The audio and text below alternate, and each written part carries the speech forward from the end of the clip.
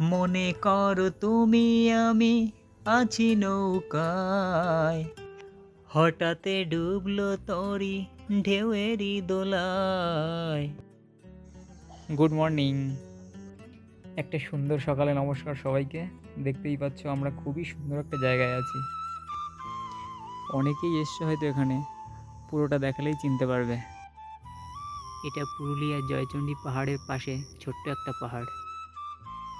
উপর থেকে সুন্দর ভিউটা দেখব বলে এত রিস্ক নিয়ে ওঠা। আমাদের খুব কাছের একটি সুন্দর জায়গা হলো পুরুলিয়া জেলা।